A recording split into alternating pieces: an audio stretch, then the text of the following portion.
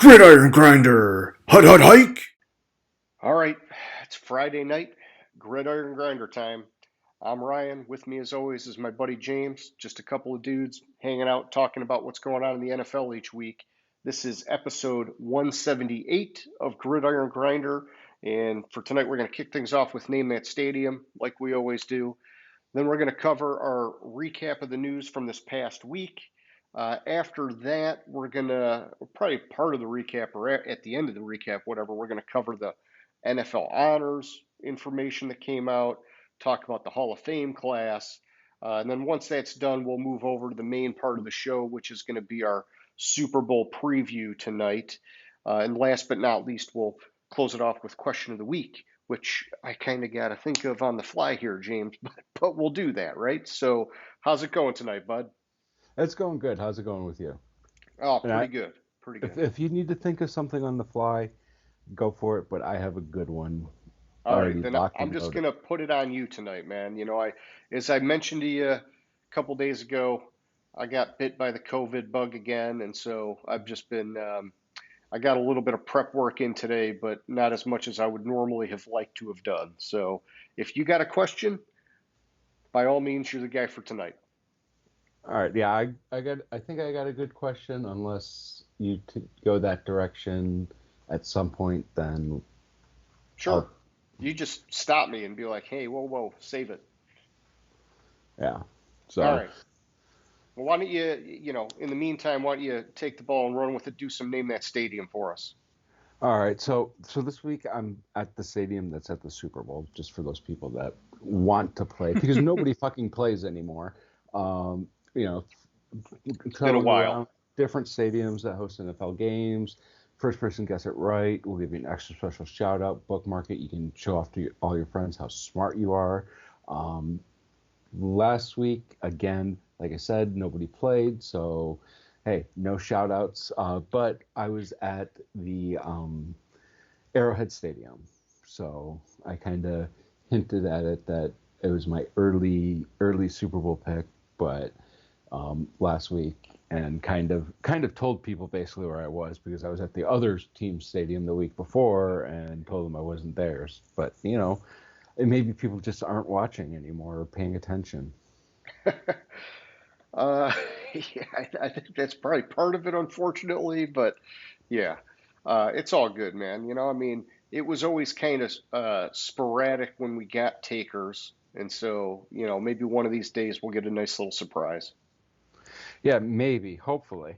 Yeah, we're gonna keep doing it, okay? Because that's what we do. We're committed, okay? We want some committed fans too. So yeah, maybe one I, day. I mean, hell, so maybe somebody just throws out a guess that's way off Yeah. and spurs somebody else to guess. Just fucking guess. Like, Oh yeah, come I'll on. take it even if it's a bot that like comments on something that doesn't make any sense at all. I will take anything at this point just to Yeah, get a really. little activity and be like, "Oh my God, ah, we exist to somebody somewhere." Yeah. All right. Well, yeah. So that's name that stadium. Let's do our recap of the past week here, James. And so last week we were talking about the Pro Bowl games, and it's like one of the first years, whatever they're doing this new format, and it's a bunch of skills challenges, a flag football game. I guess the NFC won 64-59. It's the second year in a row now the NFC has won it. I see you shaking your head. Um, I I didn't even watch a single second of it and even forgot to look. Like, you all know, right. Pro Bowl's kind of always been down tier for me, so Yeah. Well, yeah, we were talking about it. It seemed unlikely that either of us were going to watch it, and I ended up popping it on Sunday, and we watched like the one challenge where they got to like see how many balls they can catch. It's like hmm they have like the punting machine, and so I watched that with my son. He thought it was kind of cool, but he was also kind of confused by the shirts. He thought everybody was a Dallas Cowboy, and I was like, no, bud, you got to look at the logo on the like on the upper right of the chest or whatever, and it tells you the team. And he was kind of like, oh, okay. But I could see like the NFC, it did look kind of like Dallas colors a little bit, um, but then he had a play date, and so we went out, and then while he was at his play date, I took my daughter up to Dave and Buster's because she wanted to have some fun too, and so we ended up missing pretty much all of it, and I just kind of read the recap. But yeah, it's nothing like it used to be. So I don't know. Maybe one day I'll get into it, but for now, it's kind of yeah, it's dicey.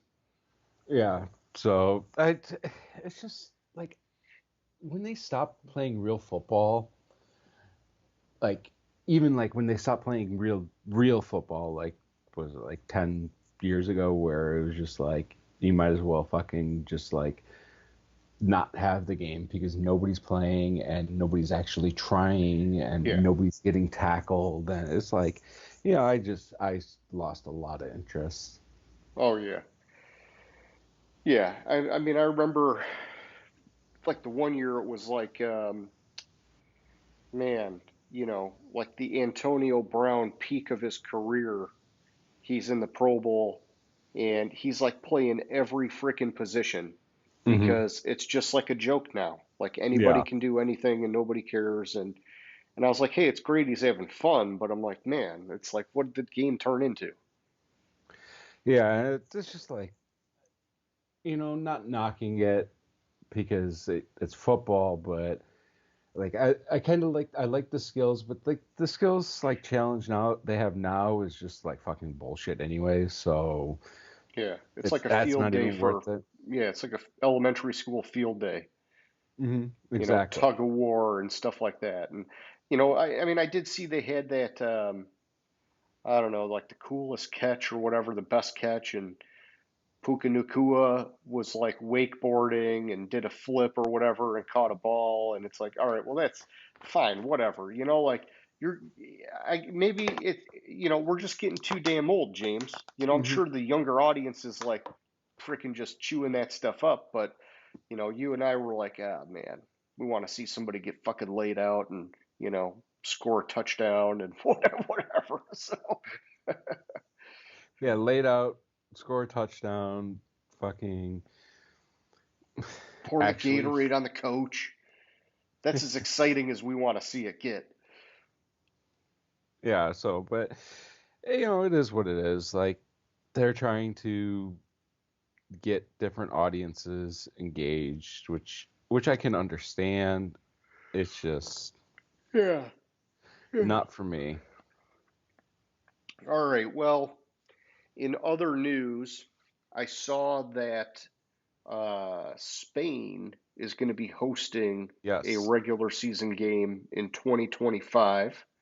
Looks like it's going to be in Madrid, and so Hmm. the international stuff is moving and shaking, keeps on developing and expanding, and that's cool. Good for that. I'm just hoping we don't somehow overdo it and start tainting things. But I think there's been some okay balance with it so far. I know a lot of the players bitch about it and whatever, but you know, it's probably good for the sport to get more of a global reach, a global audience. And so, yay. Yeah, well, like I told you, like they're expanding. It's like they're testing other markets, like in Europe, to see which ones are viable for NFL teams. Like Yeah. that's my impression of it. Because like they did, they expanded to Germany instead of just doing London, and now they're doing Spain. There's 3 countries, and if Spain works out, you just get like another 2 countries and Oh, yeah. move some teams over there. You have fucking a division in Europe. Well, yeah, and hypothetically, they play at what, two stadiums in England, right? True. And then they did two different ones in Germany, right? Yeah, that's a good point. And then Maybe. maybe you get one in Spain or two in Spain and one somewhere. I mean, they could, it could turn into a much bigger thing in time, I suppose, if that's the way they're looking at going. But um, time will tell, man. Time will tell. Yeah. So the other thing I saw news wise, and I didn't want to get into all the like assistant coaching changes and defensive coordinator, offensive coordinator stuff, but I did see former Minnesota Vikings head coach Mike Zimmer. He's being hired by Dallas to replace Dan Quinn as their defensive coordinator. And so that was just one that I thought was probably worth noting just because the guy was a former head coach. Might as Hmm. well, throw that bone out there or whatever. But a lot of these teams they're pretty well settled at this point, right? I mean, all the head coach openings have been filled, and Right, but we didn't talk about Washington's new head coach. I even oh, we missed it. didn't cover Dan Quinn last week. No, we didn't. He wasn't hired yet Oh last week. man. Last week when we talked, because we did it on Wednesday, um, it was whatchamacallit. It was the only open. Oh yeah, Like, yeah, because Ben Johnson turned him down. Mike McDonald got the Seattle job, and yeah, that's right. Washington was the only one left. Okay, all right. Well, I'm glad you remembered that because I thought we hit them all. yeah, no, we missed Dan Quinn being hired because it was so open. It was like Wednesday, and like they had just completed like a second round of interviews and stuff, and they were looking at it. And I remember talking about how like I had been hearing that Dan Quinn wasn't that high on the list for them. So Yeah, I and guess my information was wrong. then he nailed it. But you know, I did hear uh, people are talking some shit about Ben Johnson because of this. And so, not sure if Shit, you heard this, James, but I did not. apparently, uh, you know, supposedly, and I don't have like a credible source here, this is just through the grapevine, but supposedly the Washington executives were flying into Detroit and Ben Johnson had his agent text them while they were in the air that he was turning them down and that they didn't need to be here. And so they never even met with him in Detroit. They just like turned the plane around and went back. And I guess this is like making waves amongst, you know, the whatever, those personnel on NFL teams saying, fuck you, Ben Johnson. It's like a little bit of the Josh McDaniels shit or whatever, but I don't see it the same way as the Josh McDaniels stuff. He committed to Indy and then backed out, right? So like, Hmm. Ben Johnson didn't like make that kind of commitment to anybody. He was still interviewing, still looking at his options, and then he decided to stay. So Yeah, and plus like that could have been like he how did he know that they were in the fucking air and what time they were flying and yeah, there could this be a and lot that? of things going on. Like Yeah. he made the decision, so he told his agent to tell them that he wasn't interested in the job. Like, Yeah. come on. Like, who gives a fuck if they were in the air? He doesn't know their fucking travel schedule. No, and it's executive search, man. That stuff costs some money. Sometimes, Yeah. you got to spend a little bit and it doesn't work out. So, Yeah, and um, like I don't I think it's a non-story thing. Like it's just it's just, people like yeah, people with their people fucking upset butts because hurt, man. because he keeps he's interviewing for these jobs or going to interview for these jobs and like rumored to be like top of the list for these teams, and he's staying in Detroit. People are all pissy because he's staying in Detroit. Yeah. And I'm glad he's staying in Hmm. Detroit, so I'm going to defend him. Uh, Yeah, exactly. So All get right. So, in other news, this probably could wait, but, I was just going to do a little injury update for the two Super Bowl teams, and then we'll get to our preview. But I was reading an injury report on CBS Sports earlier. I'm sorry, actually, it was that, and I also was looking at a Yahoo report, and so I think I kind of combined them both. But it looked like for the Chiefs, we already knew Charles Omenihu was going to be out. He tore his ACL in the championship Mhm. round, their defensive lineman. But it also looks like their left guard, Joe Tooney, however you say his name, I always mess it up. He is unlikely to play. I think he's officially questionable with that Actually, he's officially out. officially out. Okay. Yeah, So it yeah, was. the report I saw said that Andy Reid said he had slim chances. So I figured it was probably not going to be good, but okay. Yeah, so he was out. The article I saw was about 2 hours ago that he was officially out. Okay. And then I did see Jerick McKinnon, one of their backup running backs. He is listed as questionable with a groin injury, but he was limited at practice, and so he'll probably play, is my guess. Yeah, Um, so and then so it's Rashee Rice is another one. He had an ankle injury, but also practiced on a limited basis, so he's probably going to play. And so Clyde so Edwards-Helaire. so Rasheed Rice, who was included on the injury report earlier this week, has no injury designation for the Super Bowl, so therefore He's he's clear. he's clear. Clyde Edwards Hilaire had an illness earlier in the week, but he's clear. Sky Moore, with his knee, is clear to play. All right, what about the 49ers, man? The 49ers, I haven't I haven't looked much into it. All Like right. it was just like the Well, injury report yeah, I'll I give had you my seen list. Yeah, for it was it just ran down the Chiefs. I've been sure. kind of half looking for the 49ers Yeah, stuff, but you yeah. can So go I ahead and start saw, with us. yeah, so I saw George Kittle was not practicing with a toe injury, but it looked like that was just out of like an abundance of caution, and that he's going to play. And then their defensive lineman Eric Armstead similarly has like a knee and a foot thing going on, but he's expected to play. So Uh, yeah, go ahead. actually, I just found it, and a reason why I was having problems finding it, and I'll read this paragraph in this article. The 49ers, meanwhile, enter Sunday's matchup as about healthy as a team could hope to be heading into the final game of the season. The Niners have no players on the active 53-man roster with an injury designation heading into the Super Bowl. That's impressive. Yeah, that's really impressive. Like, obviously, they have people probably had somebody on IR, but they weren't on the Yeah.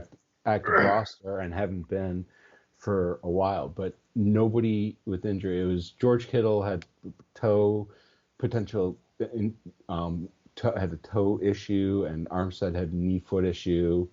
Um, Yeah, they I were saw full Oren participants. Burks had a shoulder thing, but he was Yeah, expected to play. and And then Ambry Cambry Thomas Thomas, yeah, he had had an ankle, but also expected to ankle. play. But yeah, but those they have no players uh, listed on the injury report from the active roster. They probably have players that are out. Let me just see real Sure. quick on no, injury report for the Super Bowl. No injured players. And this was a team that just like 2 years ago had like freaking 20 something people on IR. Yeah.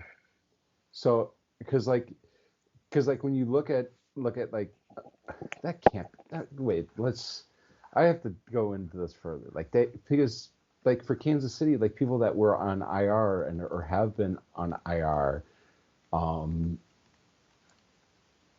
are listed. Why is yeah San Francisco? Okay, here we go. Yeah, like Hufunga on the Yeah. the secondary, he So went to IR. so Cleveland Farrell is on the IR, not expected to return March 1st. Afunga August 1st. Uh, no really other big names on it. Yeah, just those two are really the big guys. Yeah. Like they have like Jerick McKinnon, it was IR designated to return with an anticipated return date of February 11th. Okay. So, but apparently he is back.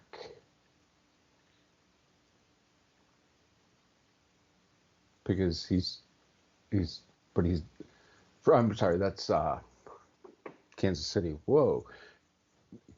I just confused the teams for a second. But yeah, no injuries. You have Clelin Ferrell, and who's not a big loss as it is, and Afunga, who might be, but they haven't had Afunga Yeah. Yeah, he's been out since like November or something. Yeah. I mean, I want to say it was November.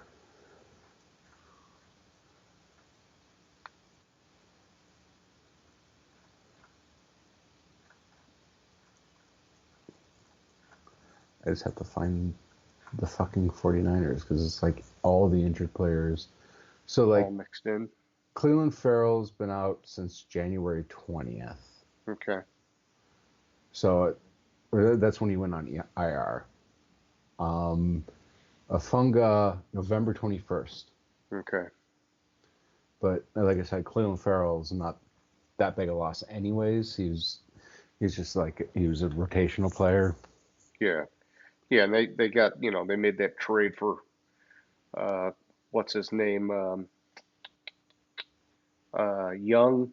Holy crap, I'm drawing a blank. Chase Young. Thank you. Thank you. Chase Young.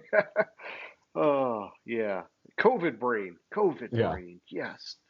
So they've got a lot of depth on that defensive line, right? So, but yeah, Clelin Ferrell, he was part of that depth, but I think they'll be okay. Yeah, at defensive end, like they have, let's see, left they have Chase Young and Robert Beal, and right they have Randy Gregory or Nick Bosa and Randy Gregory. Yeah, they'll be fine. Chase Young and Nick Bosa. Damn, I never really gave thought to that. Yeah. Yeah. Wow. Anyways. Well, that's all I had on the news. And so, from there, I figured we could kick it over to the NFL honors or the Hall of Fame class or whatever. But yeah, if you got stuff, why don't you get it on out there, man? Are you ready to be completely fucking annoyed? Probably, yeah. Amazon Prime will have a wild card playoff game next year. Okay. I think these numbers are a little fucking bullshit from like the viewership numbers for the game on Peacock. I think it's fucking bullshit because at the end of the year, Peacock had 31 million subscribers, and the week of the wildcard game, they had 2.8 million new subscribers.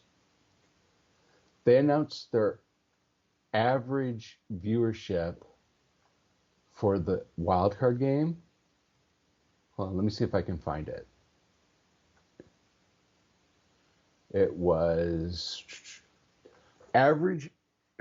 they averaged 23 million viewers on Peacock or Peacock for that game they aired, that wildcard game they aired, which I think is bullshit when they only had 33 million subscribers. Yeah, so that's two-thirds, almost, more than two-thirds of their subscribers watch the fucking game. My ass. According to Nielsen, if you add in NFL Plus and the NBC affiliates in Kansas City and Miami, 27.6 million viewership, which I still think is fucking high. Okay. Like, I think it's ridiculously high. Like, bullshit high. Yeah. Well, I go back to the beginning. You're saying Amazon Prime's getting one next year.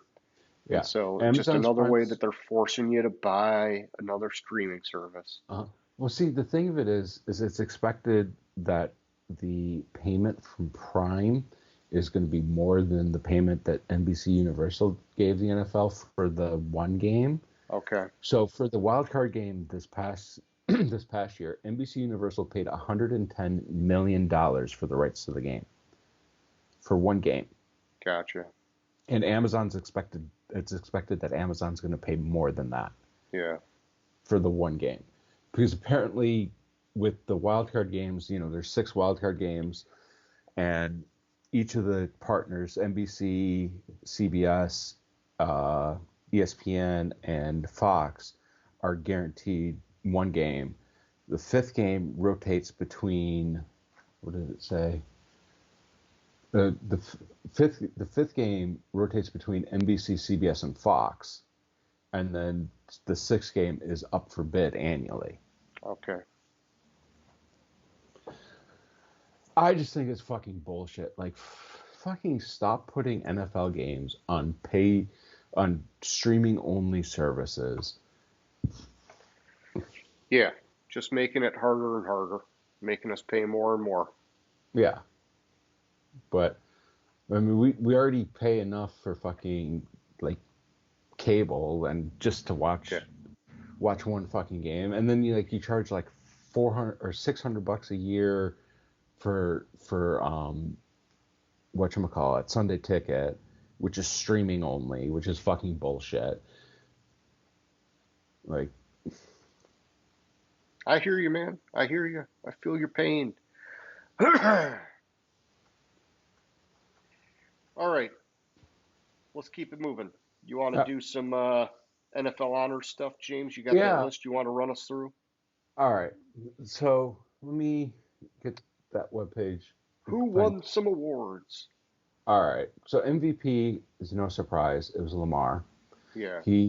Of the total points, Lamar had 493, and the next closest was Dak Prescott, who had 152. Lamar got 49 of the 50 first place votes.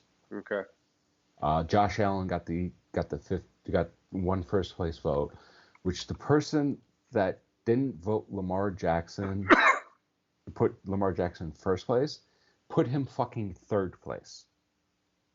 Like, which I think is ridiculous. Offensive Player of the Year was McCaffrey. He had 222 possible of the possible points, 39 first place votes. Defensive Player of the Year, Myles Garrett, 165 total points, 23 first place votes. It was close. That was one of the closer ones where TJ Watt had 140 points and 19 first place votes. Then Offensive Rookie of the Year was CJ Stroud, and whoever the fuck did not vote CJ Stroud Offensive Rookie of the Year needs to have their votes fucking taken away from them. I understand they voted Puka Nacua, those two people, but those two people need their fucking votes taken away from them. Period. Okay. Defensive Rookie of the Year.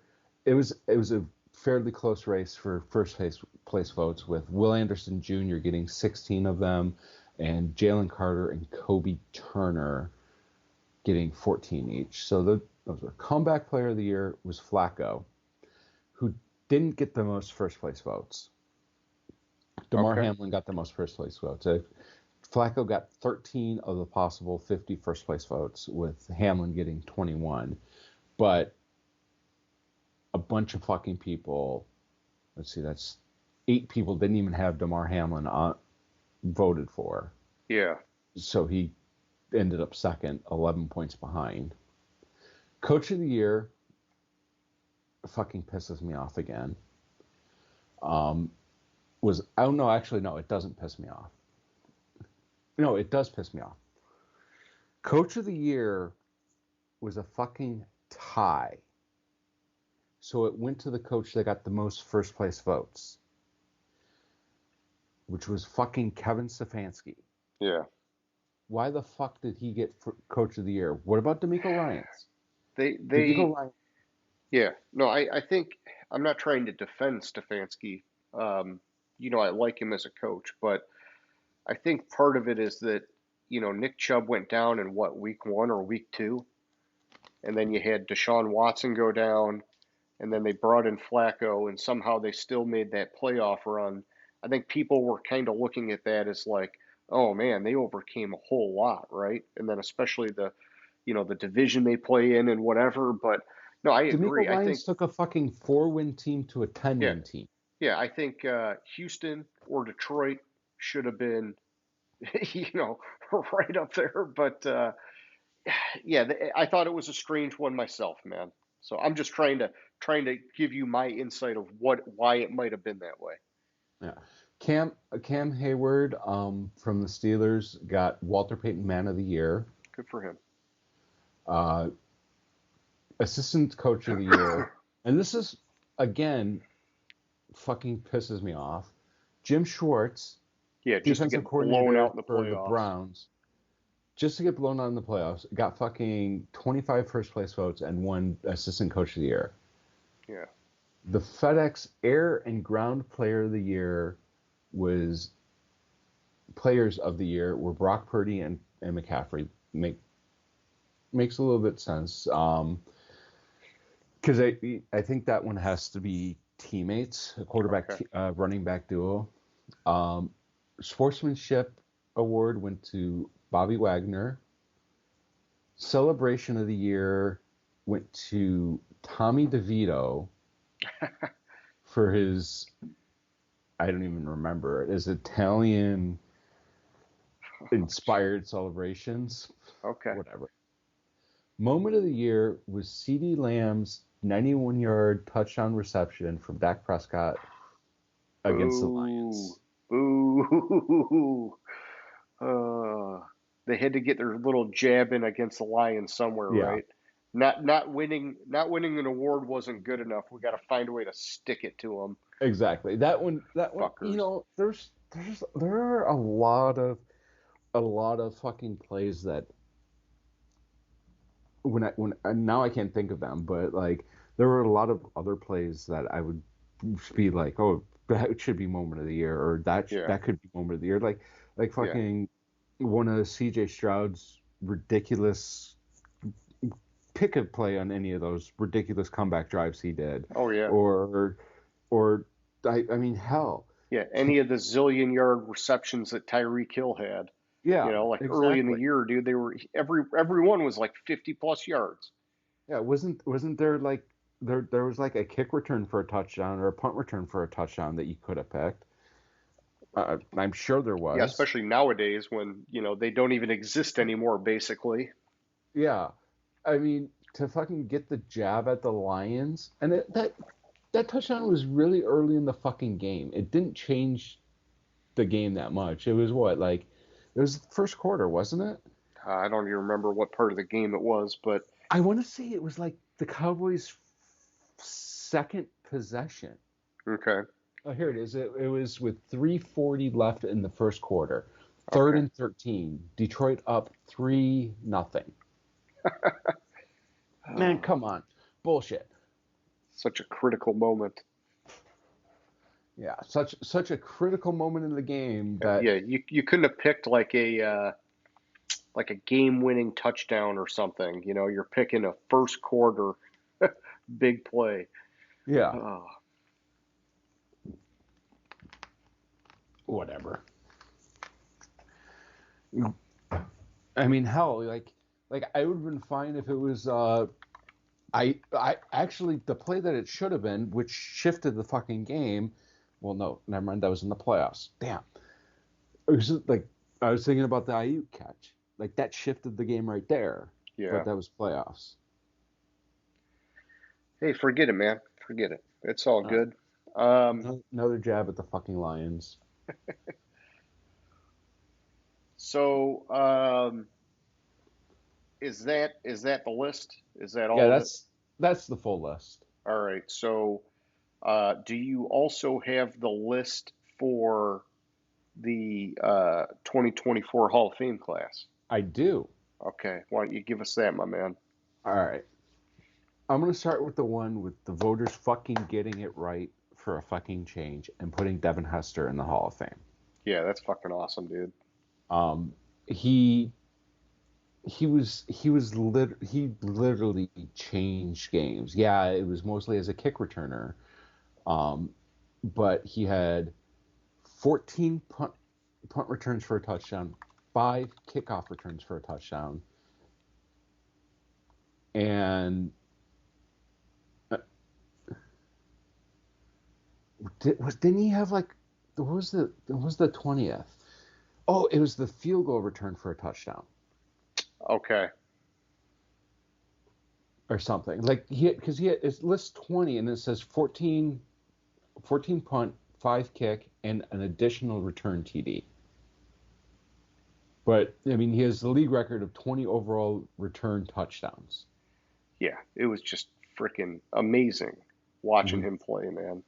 Amazing. And like he shifted games. Like teams changed their fucking kickoff and their punts Yeah. when he was in the game. Like Oh it yeah. was so. And I talked about it when he was like a semifinalist. Says like, if they don't fucking put him in, every Yep. one of them need to be fired.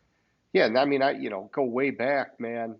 Like what? I don't know if it had to be Rex Grossman when they played Indy in the Super Bowl, and he fucking returned one in that game, man. Yeah, It was like, dude, if they would have won yeah, that Super Bowl, he would have been in the Hall of Fame, no problem. But it's like, they sweat the guy for this many years. Like, holy shit.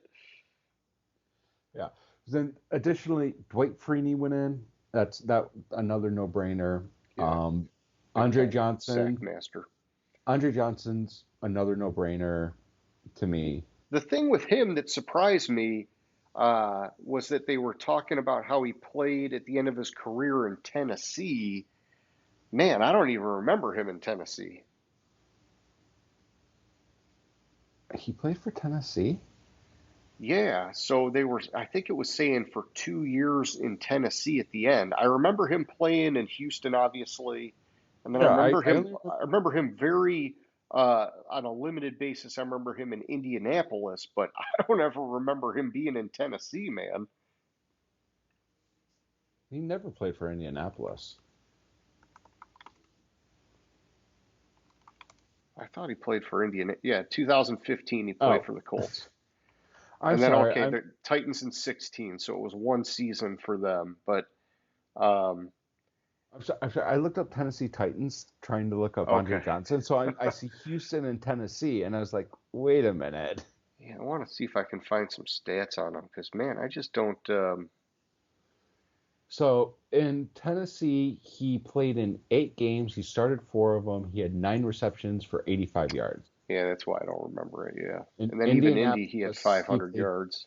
Yeah, So he only had 500 yards. yeah, But I mean, that was year 12 or 13 and 14 for a wide receiver. So yeah. After he lit it up big time in Houston, uh with like no quarterbacks or Matt Schaub as his exactly, quarterback. no Yeah. fucking quarterback at all. Yeah, Or I mean I Matt think Schaub was okay for a few years, right? He was like one of those like early 3,500, 4,000 yard a year passers, like when that era started to make the wave, mhm. right? But he wasn't like some all-star quarterback. Yeah, his most yards in the season, he had 1,598 in 2012. He Yeah, led the league in receiving yards 2 years. 2012 wasn't one of them, ironically.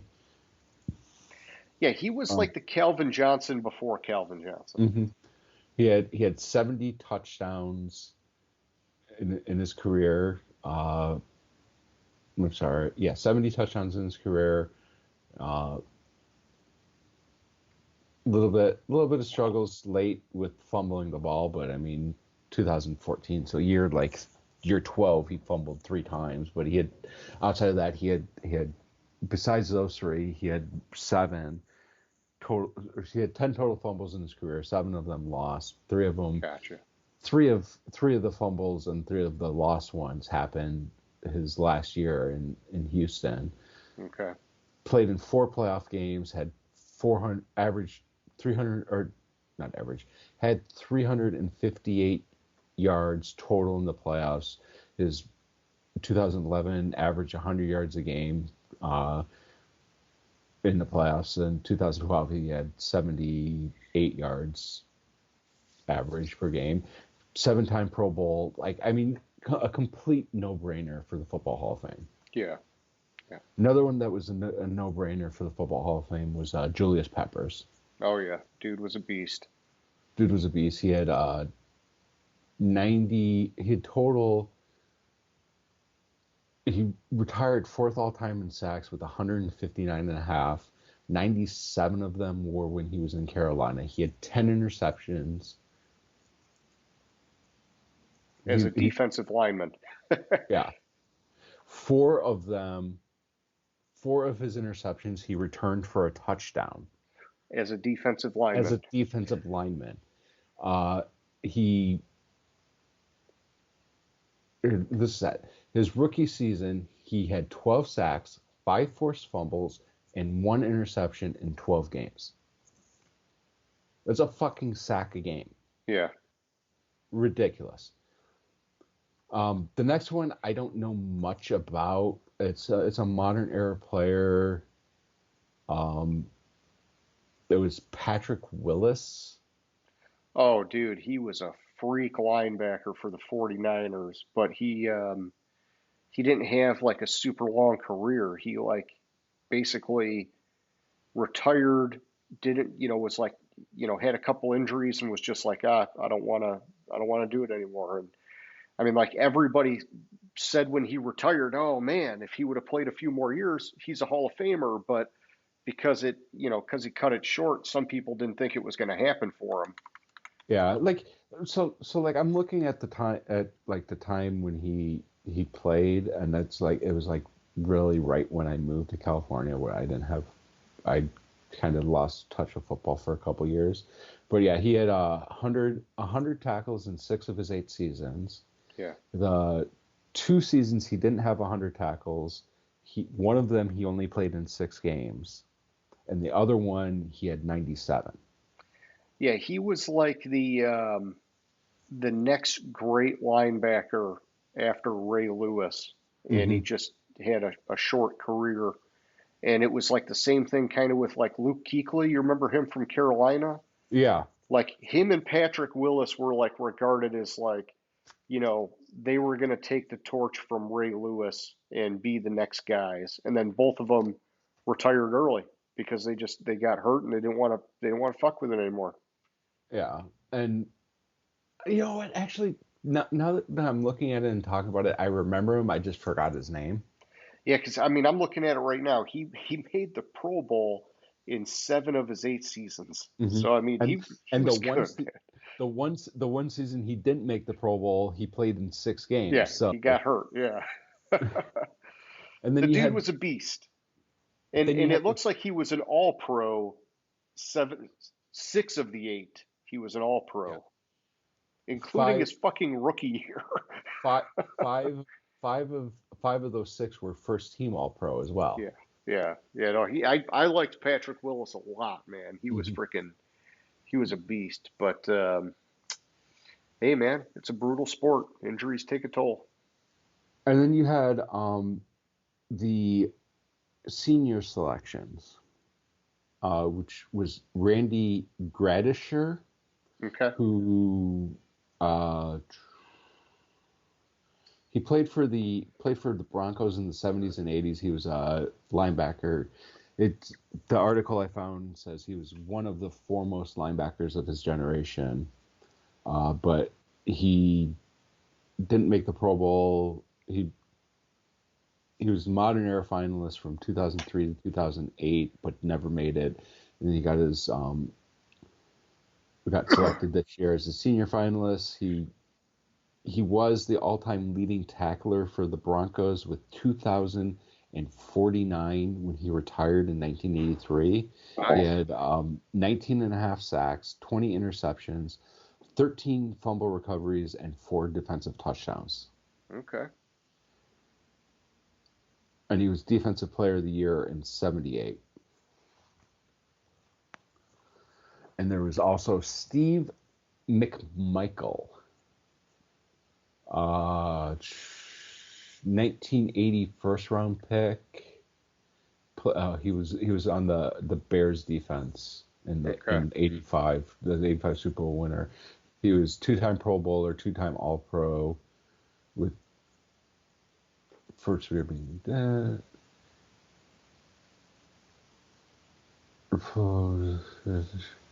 He was an interior defensive lineman. He posted 95 sacks, 847 tackles, 13 forced fumbles in 15 seasons. He retired in '94. He had 7 years with 8 or more sacks. And it was just apparently second all time among defensive tackles.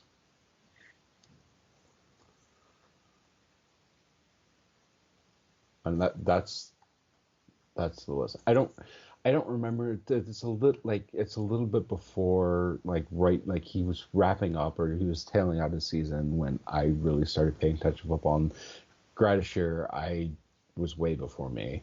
Yeah. Yeah. I don't recognize him at all. I mean, he retired when I was 3 years old or 2 years old. So Yeah. you're what, 2 years younger than me? So you were like 1. Something like that. Yeah. I Yeah, don't he know. Am I retired. 1 or 2 years younger than you? I don't know. He 41. retired in he retired in '83. Okay. So yeah, I was a year old.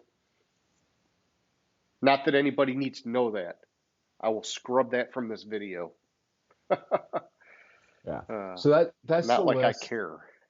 I was starting to look up who the finalists were to see if there were any snubs or anybody that I thought should have made it.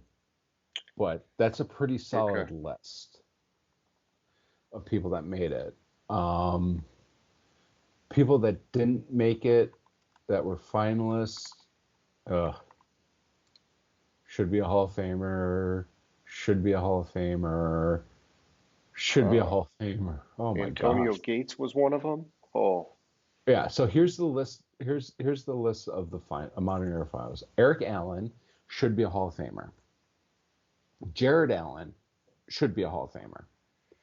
Willie yeah. Anderson should be a Hall of Famer. Jerry Evans, I don't know. Antonio Gates should be a Hall of Famer. Rodney Harrison should be a Hall of Famer.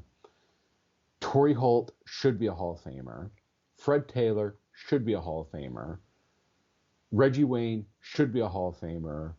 Darren Woodson should be a Hall of Famer.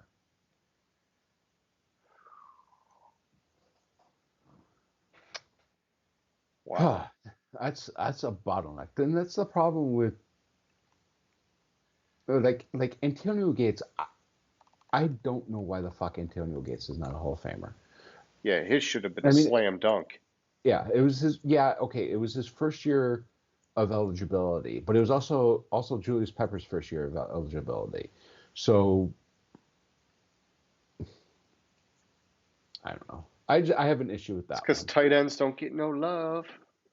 Yeah, I think if of that list, like the ones I have an issue with, I have an issue with Antonio Gates not making it, but I can't pick somebody that is on the inductee list Can't based on their swap it out. rules Yeah, that I would swap him out for because I think all of them very deserving.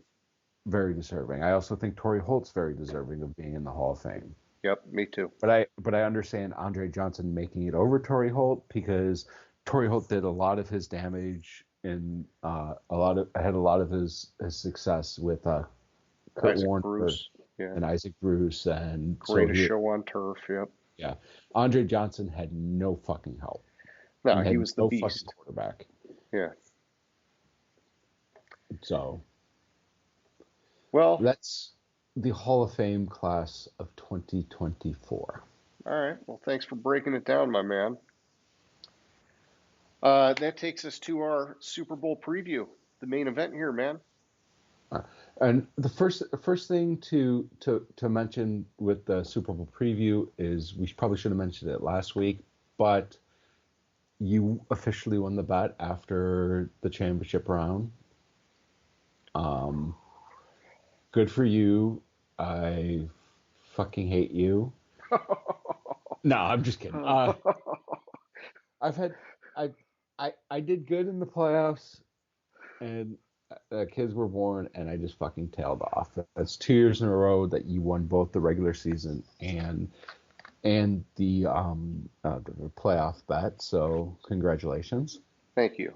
Yeah, and I don't remember how we did it last year, but I'll hit you for the regular season, and maybe we'll put the playoff one on a credit or something. So, I don't need to be dipping too much out of your pocket there, bud. Well, I appreciate that. We'll figure that out a little bit Yeah. as we go. You I have got some to time. find a nice bottle of whiskey first. So we got nothing but Yeah, time. exactly. You have some time. You got to find the bottle first, and then go from there. But we have the Super Bowl this weekend, which is, everybody says that it's the sports Super Bowl. This literally is the NFL Super Bowl, which is great. Which I don't know. I probably mentioned this every year the last like 4 years, but you know how the Super Bowl was named, right? Oh man, I remember you telling me once, but please refresh my memory. So it was Lamar Hunt's idea, or he was part of the team, that's his idea, and Hunt came up with the name. So he wanted to call it like the Super Game or the Super this, and those fucking bouncy balls that are called Super Balls. His Okay. like grandson or his son was playing with one of those, and he saw the name Super Ball, and it clicked in his head, Super Bowl. And he's like, that's the perfect name. And the first one or the first two weren't actually called the Super Bowl. There was like the AFL NFL championship game or something like that. But Okay. they retroactively refer to those Ah, as the Super Bowls. I want to say it was the second one that took the Super Bowl designation. gotcha. Um, yes, it was the Super Bowl was monikered in 1960, so it was the third one. The first four Super Bowls from 67 played before the merger. 69 was the first one. Super Bowl III was the first one that was named the Super Bowl. Before that, it was the AFL NFL World Championship game. Gotcha. So that's how it was named the Super Bowl. This is a rematch of the game that occurred 4 years ago. Yeah, just a few years back. Yeah. And Kansas City beat San Francisco, and Oh, Jimmy G had a Jimmy wide G. open, Yeah, what's his face? Wide open, whatever his wide it receiver was they brought in Debo. for that 1 year. No, it No, wasn't no, it Debo. was It was Debo. It was Debo. no, it wasn't Debo. It was the dude from Denver that was also in Pittsburgh. Um, I, why do I remember it as Debo? That was it Super Bowl 54.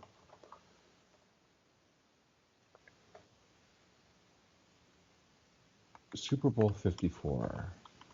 Emmanuel Sanders. Oh yes, Emmanuel Sanders. That's right. He was wide ass open, deep, Mhm. and he overthrew him. That would have changed the game. Yep, exactly. But I So mean, hey, it was you know, people, it's like they expect quarterbacks to make every throw, right? I mean, mhm.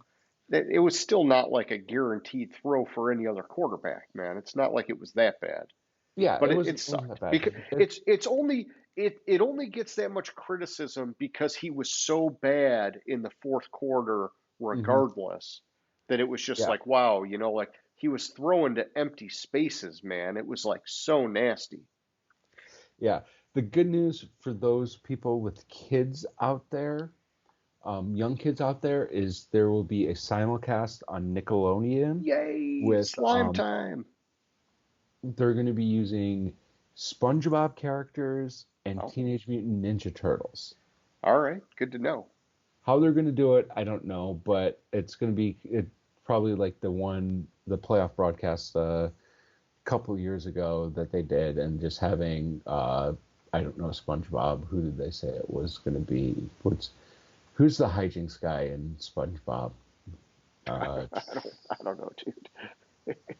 come on, you have kids that I age. my kids don't watch SpongeBob. Actually, they just started watching it maybe a couple weeks ago, but I don't know that it's going to stick with them.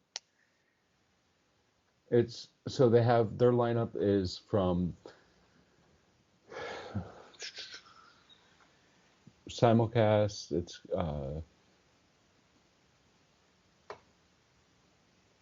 they're gonna have slime lights from the two teams' road to the Super Bowl. Um,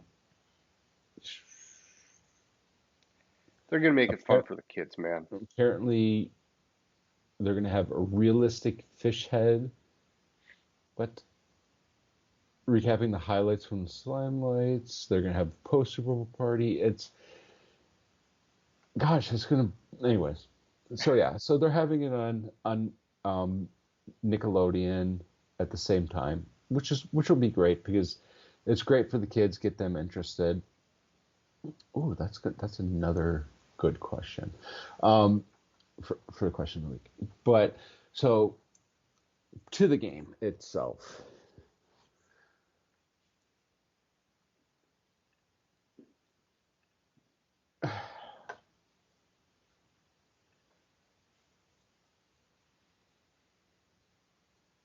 Apparently, according to reports, Taylor Swift will be there, even though she has. I know you Oh care about this. man, you She has had a to bring concert that up. apparently Yeah. Saturday in Japan, but is going to fly in. I don't fucking know. I don't fucking care. I figured you cared though. Um, Yes, I'm a Swiftie.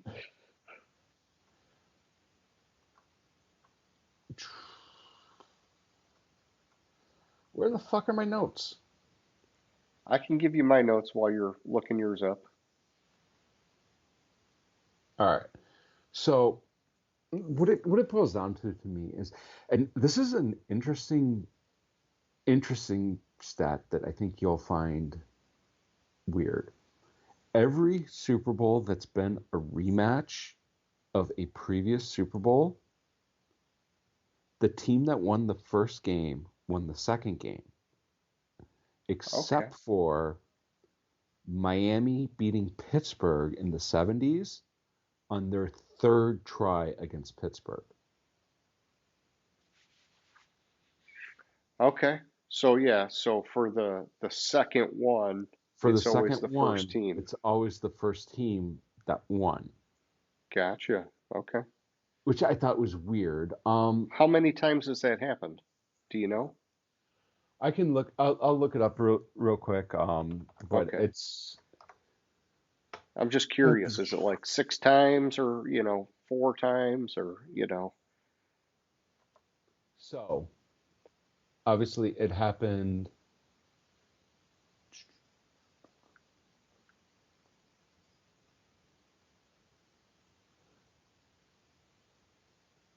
with the Patriots and the Giants. Patriots and Giants. It happened with the Steelers and Dolphins. Okay.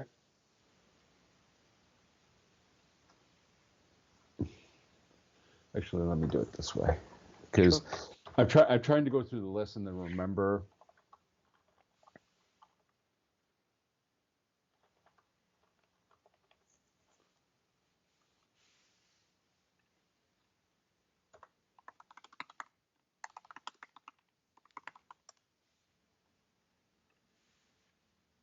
Out of the 57 Super Bowls, 8 of them have been rematches. This will be the ninth. Okay. Um, I don't want a fucking ad. Uh, Steelers, Cowboys. They first met in Super Bowl 10, played each other in Super Bowl 13. The Steelers won the first two matchups. Um, and then they played in Super Bowl 30 when the Cowboys won. Dolphins, Washington. Super Bowl 7, the Dolphins finish out their under. Oh, that's. There we go. There's one. Miami's the only one that's where that note is. I forgot about that one. So Super Bowl Washington, the Dolphins, but that's 10 years difference. Okay. Uh, 49ers, Bengals, Super Bowl 16 and Super Bowl 23. San Francisco won both of them. Cowboys, Bills, 27-28. Cowboys won both of them. Giants, Patriots, 42 and 46. Giants won both of them. Patriots, Eagles, 39 and 52. Wow, that stat was wrong. That article I read was wrong because there's another one. The Patriots, Eagles, because the Eagles won the second one. Okay. Oh yeah, yeah. And then Patriots, Rams. And the Patriots won both of them. Gotcha. Okay. So the article I read initially left out the Giants or the Eagles Patriots from the list. So it was Miami, Washington. Miami won the first one, Washington won the second one, and the Eagles and Patriots. Both of those, like the Eagles Patriots was 13 years apart, and the Dolphins and Washington was 10 years apart. The first, like 3 years for the Steelers, Cowboys, 7. Okay.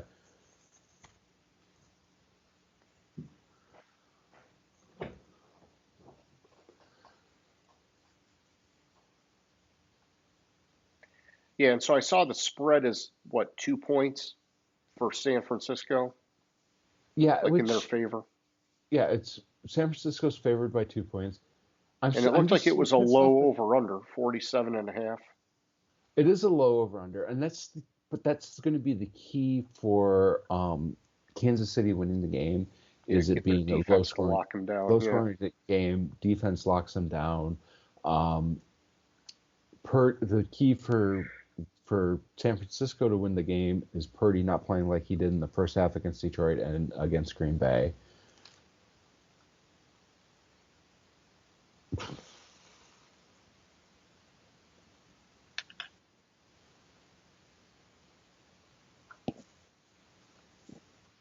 My notes are fucking like I'm just so thrown that stat that I read was so far off after like I didn't that's what you get when you don't verify a stat you read in one article with finding a second article. Yeah. Can't believe everything you read on the internet. Yeah. Well, I'll give you my notes. How about that? Yeah, you give me your notes. I'm just kind Yeah, of you can get stewing over being organized. Yeah. So I guess for what it's worth, I'll just start off by saying I'm taking the 49ers in this one. I do see a path for both teams. Um, when you look at the NFL.com stats, you've got the number 9 offense and the number 2 defense in the Kansas City Chiefs against the number 2 offense and the number 8 defense in the San Francisco 49ers. If I didn't know any better, or if I was looking at a different year, I would have probably thought that those rankings were reversed, but that's Mhm. just how these teams were this year. I think San Francisco, um, well, going deeper into the rankings, they're the number 4 passing attack, the number 3 rushing attack. I think that balance on offense is going to keep that number 2 Kansas City defense on their toes. If they were lopsided in the passing game or in the rushing game, maybe the defense could exploit that a little bit. But because they're so well balanced, it's going to be a big challenge for that defense. Um, Looking at the San Francisco defense, on the other hand, they have been exploited by good rushing attacks in recent games. But Kansas City's offense is only the number 19 ranked rushing offense in the NFL. So I don't know that it's going to give them a huge edge in this game like it could have with some other teams. Um, but those are just some of the rankings. I think when I look at my model, it's pretty closely aligned with like the spread. I've got San Francisco winning by 1.32 points. And that's like as much of the injury updates and everything I could put together in my model. Um, we know that San Francisco has got a stacked roster, but that's still close. That's close that it could go either way. I think that for Kansas City, the path to success is that you rely on your clutch quarterback winning Patrick Mahomes. He's been there. He's gotten it done twice already. He's been there 3 times. Also, the one thing that I saw come out, I think just today or yesterday, which I'm surprised we didn't hear more about coming into this, but it's well worth noting, is that the Chiefs' defensive coordinator, Steve Spagnuolo, he has been phenomenal in Super Bowl games. He was the defensive coordinator for those Giants years where they upset the Patriots. He's a clutch guy when it comes to coaching these big games, and he has a very good defense this year. And then I think the third part is that the Kansas City, it's kind of along the lines of that defense. Their defensive front seven is the best that San Francisco's offensive line has had to face the entire playoffs so far, and really a lot this year, to be honest. And so I think that could rattle them a little bit. I think that this front seven is better than what we saw with the Green Bay Packers a couple weeks ago, and they put a lot of pressure on the 49ers in that game. That can totally change things. But on paper, roster-wise, you talked about it. I mean, San Francisco is about as healthy as you can get for a Super Bowl, and they are as stacked and as deep of a roster as you can get in the modern-day NFL. It's hard to go against the model. You're talking frickin' Debo, McCaffrey, Fred Warner, all these frickin' Bosa superstar guys all over the place on the 49ers. I gotta go with the model. I gotta pick them, dude. They're just stacked. Okay, so I found my notes, and it's first starts with the officiating crew. Oh, all right, yeah. Bill Vinovich is the referee for the Super Bowl. He actually was the referee. This is his second Super Bowl in 5 years. The last Super Bowl he reffed was the Kansas City San Francisco Super Bowl. Oh boy. And during that game, his regularly, with the exception of this year, his crew threw more flags. But his regular season crew annually throws the fewest flags in the NFL. Okay. For basically most of the past 10 years. With the exception of this year, they were tied for 7th fewest. During the Super Bowl 54, when he was the referee there were a total of 11 flags thrown in the game. 2 declined, 5 against the 49ers, 4 against the Chiefs. Now you go to for the Chiefs. Mahomes has 14 playoff wins as a starting quarterback, tied with Peyton Manning, John Elway, and Terry Bradshaw for third most by a starting quarterback since 1950.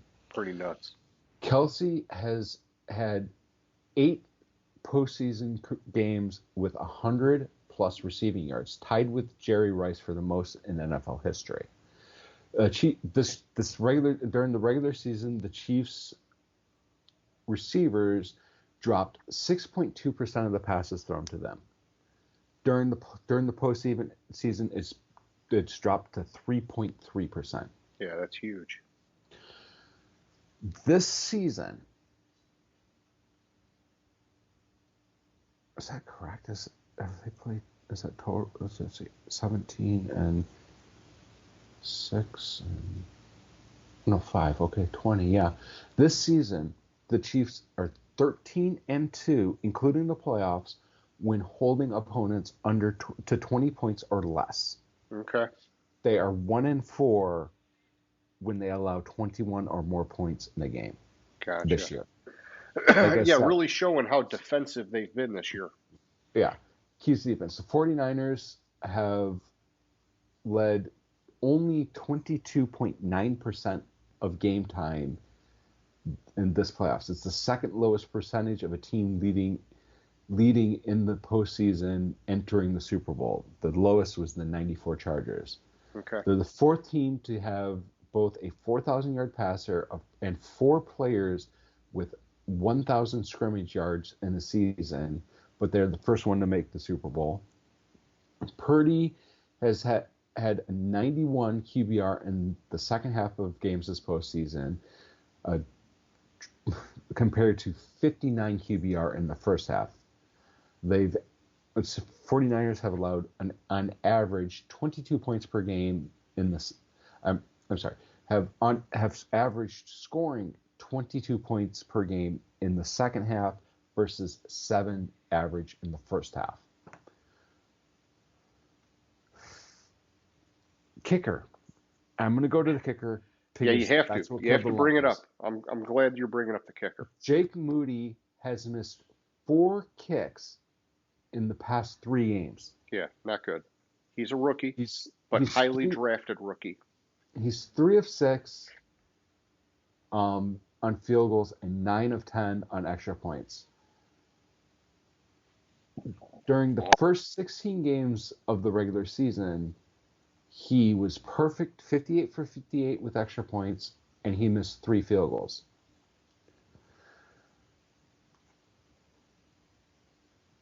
During this season, including playoffs, with Deebo Samuel on the field, the 49ers have had average 7.1 yards per play compared to 5.5 when he's not on the field. It's a big difference. I just wanted to throw that in there. Yeah.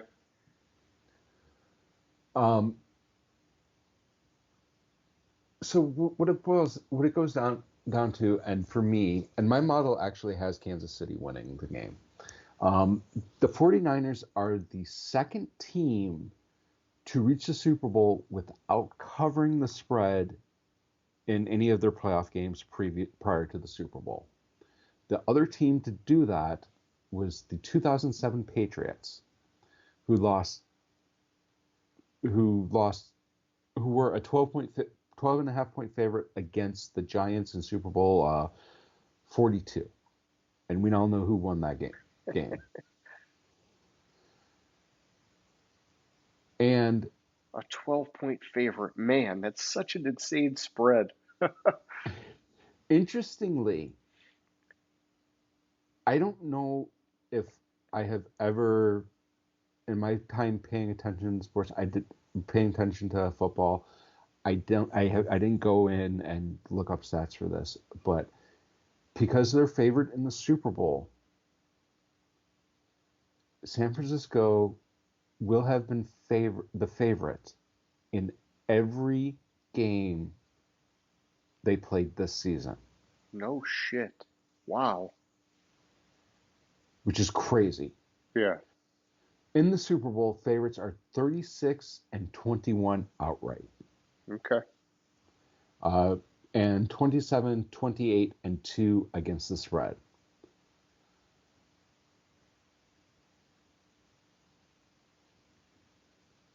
And the 47.5 point over-under will be the lowest since Super Bowl 50.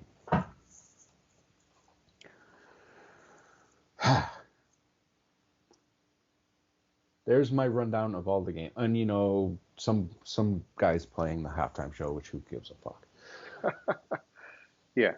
And you're taking the Chiefs, of course. Right. I'm for taking the Chiefs. our purposes, it doesn't matter. It's just for fun. But, yeah, you think you're... My model has it as a 24-17 victory for the Chiefs.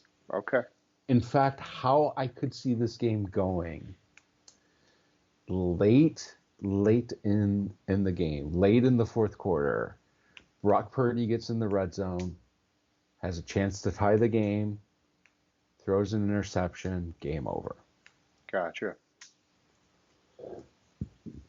But with that score of 24-17, I also would take the under in the game. Yeah, man. See, it's when you think of these teams, I know Kansas City's down this year offensively, but it just makes me think you got to take the over. But then you look at them and you're like, yeah, but they're both 2 very good, very physical defenses also, and so it's It's a tough one, man. And these guys in Vegas, they know what they're doing, right? So, Mhm. uh, yeah. I don't know. I'm not a big gambler, but my gut would tell me take the over. But it's hard. It's hard going against defense. Although it seems like that trend has been changing in recent years, where the defense wins championships. I don't know. It just doesn't seem like it's been as big of a factor, minus like the Rams losing to the Patriots that one year, a couple of years back. Yeah, I weren't the Patriots favored in that was a terrible game. I'm just saying it was like a defensive battle, right? It seems It like wasn't everything no else is no no about no no no. offense. That one was not a defensive battle. That was a battle of inept offenses. All right. Yeah, I guess you could put it that way then. That was a complete battle of inept offenses. But so I wanted to pull up the odds for this. If you're good with the Super Bowl, I can move on to question of the week. Yeah, I'm good there, man. Yeah. All right. So I have two ways I could go with it. Both are Super Bowl related. Um, I think I think the way to go with it is going to be, and I think we did this last year as well. I think it was the same question of the week. Who do you think will win Super Bowl MVP? Okay. I'll start because I asked the question. Obviously, it depends on who wins the game. Yeah. So you're picking Kansas City. I'm picking Kansas City, so I'm I'm going to picking talk. San Fran. So all right, I'm just while you're talking, I gotta like focus my mind on the 49ers. But yeah, go Yeah. ahead. So here's how I think this Super Bowl is going to go. I think Mahomes is not going to have a stellar game. I think how Kansas City wins the game is going to be relying very heavily on Pacheco and relying very heavily on Pacheco. Okay. And I think it's going to be a rushing battle. Pacheco's probably going to have, with Kansas City winning the game, Pacheco's probably going to have 150 plus yards rushing in the game. Okay. I think I think on the other side, if it's San Francisco that wins the game, it's going to be a McCaffrey game. So either way, no matter who wins the game, I think a running back is going to win Super Bowl MVP. Well, you son bitch, you shouldn't be saying McCaffrey when you're picking the Chiefs. But okay. I'm sorry. I'm sorry. Um, but I think Pacheco's going to win the MVP. I think he's going to have like the game of all games for a running back in the Super Bowl and win the MVP. Okay. So for me, and this is just off the cuff here, um, my brain is looking. Obviously, I picked the 49ers, so I'm picking a 49er. Mm-hmm. I think McCaffrey's too obvious of a pick. I think that Spagnuolo and that defense are going to try really hard to hone in on him. I think that the guy that'll end up getting it is going to end up being Debo Samuel because he is that dual threat on offense, catching and rushing, that they're going to do all their little trickery plays on that offense, knowing that the defense is focused so much on McCaffrey. Debo's going to have a big time game. I think if he gets in the end zone at least once, and then he has some yards through the air and on the ground in a low scoring game, that could be the difference maker for him getting the edge. So you're Debo Samuel. I'm Pacheco. Pacheco. So I found a quick list. Debo Samuel is plus 2,000 Okay. to win Super Bowl MVP. Pacheco's plus 3,000. Okay. I'm going to throw a name out there that I think if San Francisco wins the game, could be considered have a chance to win MVP Defense. because defensive. Oh, yes. Because I think if if San Francisco's able to shut down the Oh, yeah. Kansas If City it's low offense, scoring, yeah. it's gonna be with great linebacker play. Yeah. You're thinking Fred Warner? I'm thinking Fred Warner has, A he pick probably and a sack like a pick and a sack, or a has fumble recovery. has Yeah. a big play in the right moment that seals the game. Like I could see it being a defensive player. I would Also, love it to be Fred Warner or yeah, I would love Bosa or somebody, but it's to just so see hard my for pick. these My defensive guys to get Yeah, it, you know? for me defensively, it would be Warner or Greenlaw. Okay. That those would be the two that I would say would have a chance. The last defensive player to win the MVP was, can you name it? Wasn't what's his name? Brooks from the Buccaneers way back in the day, is it? No, it was Von Miller. Oh shit, I forgot about the fucking yeah, him embarrassing Cam Newton, man. Yeah. Mm-hmm. It was Von Uh Miller. yeah, And yeah. before that was Dexter Jackson from the Buccaneers. Okay. All right. And Ray Lewis won it once. Gotcha. Shit, I forgot Desmond Howard won the MVP of that Super Bowl. Yeah, yeah. What you're talking about the year he had the kick return and Yeah. he was special teams galore, dude. Well, I'm just looking at the list, and like more defensive players have won Super Bowl MVP than I realized. Yeah, I mean not like recently though. Yeah, but still, like, I mean, like, you go back and there's since 2000, you have Ray Lewis, Dexter Jackson, Malcolm Smith,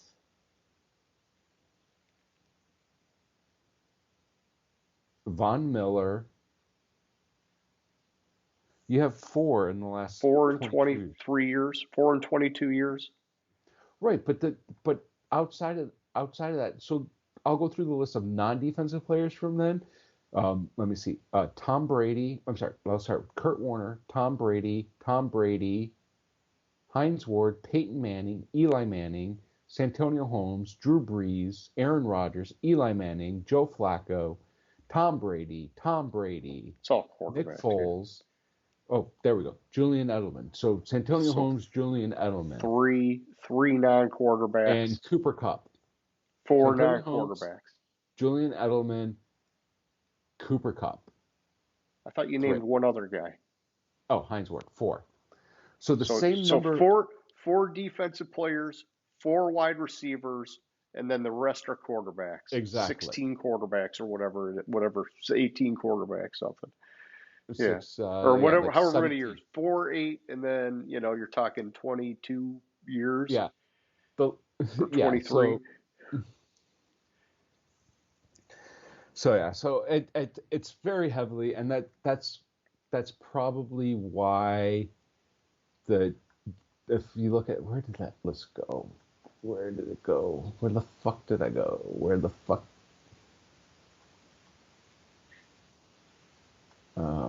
Where is? Did I close that? I can't find it now. Okay. But like Mahomes was the odds.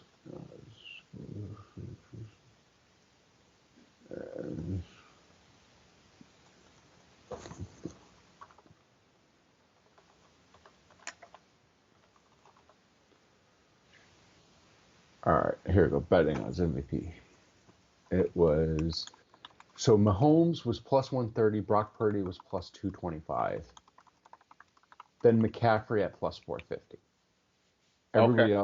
Everybody else is like Kelsey's plus 1400. Then 2,000, 3,000, 5,000, 5,000, 6,000, 8,000, 8,000.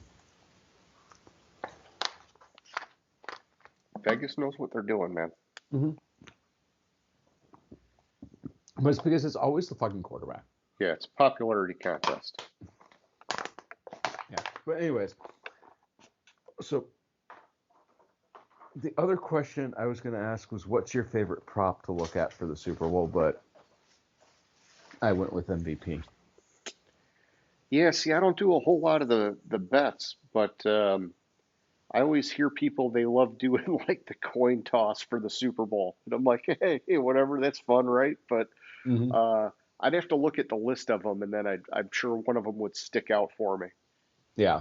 But like I said, like that was initially what I initially one that I thought of, but like I'm not that up on what Yeah. all the props are. Like I mean you can bet on everything from the color of the Gatorade dumped on the coach to Oh like yeah. the length of the national anthem to like I'm sure how many times they're gonna show Taylor Swift on TV Yep. and Yep.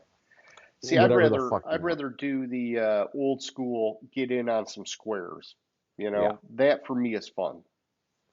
So I heard a story on sports radio talking about squares at a Super Bowl party somebody went to. They were saying that it was because they're talking about how they hate Super Bowl parties, Yeah. and it was $1,000 per square. Holy fuck. So 100,000 in the pool. Yeah. Rich man party. Rich man party. Paid out $1,000 every scoring change. So 6-0 paid $1,000. 7-0 paid $1,000. $15,000 for the end of the first, second, and third quarter score. Remainder, whatever's left over, for the final score. And like this Super Bowl happened to be a Super Bowl that had a lot of scoring in it. Yeah. So it was like $20,000 for having the numbers for the fourth quarter. Or the final score of the game. Some fucking hot shit. Some hot shit, but because we were talking a little bit before about Super Bowl Can we do parties, that with like a buck a square? yeah. So we were you were talking a little bit about Super Bowl parties and how both you and I are very particular about how we watch the Super Bowl, and I was saying that people are going to talk to me and I'm not going to want to watch the Super Bowl, but apparently at that Super Bowl party, everybody was glued into the fucking Super Bowl. And Oh yeah. nobody was Not a talking. peep. Yeah. Not a peep. I was like, oh, that's like my dream fucking Super Bowl party.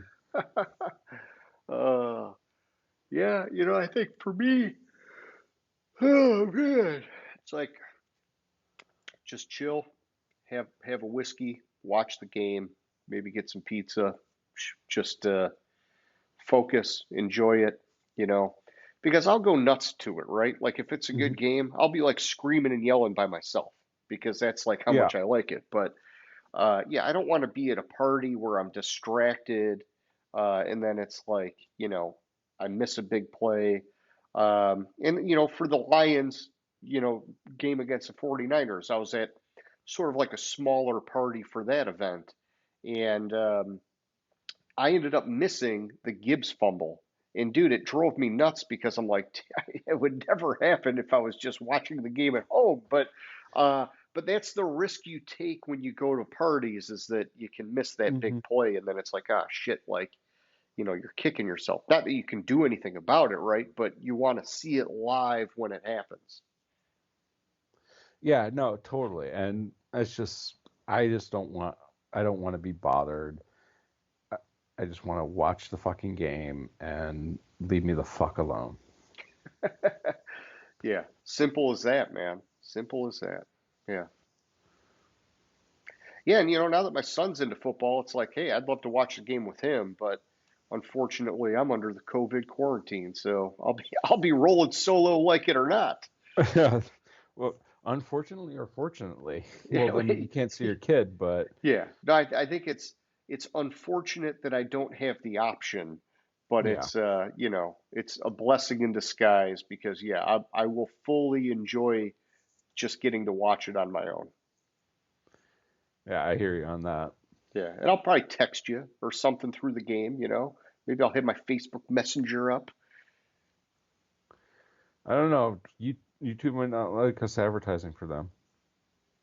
Oh boy. Yeah, should I guess I'll have to scrub that from the Yeah, video you'll before we have to post it. scrub that out of the video before you Yeah. post it. I'll Just I'll bleep it and I'll put like the black bar over my mouth so it's like, oh, yep. I didn't like cut it out. I just, I edited it but still in there somehow, yeah. yeah, Fun stuff. and then like the algorithm will put us like 8,000th on the list, and we Compared won't to get any. what? Are We're we probably on the list right now, James? I think they made a mistake. yeah. Did they just like block our videos and nobody's actually fucking not allowing anybody to even find them? Or we just got that bad this year. I don't know, man. Or we Uh, were never that good and they thought we might be, and so they were giving us a boost before, and now they're just like, fuck, we're done propping these guys up. They couldn't get above 200 views. Fuck this shit. uh, who knows? Yeah. I'll always cherish those 200 views.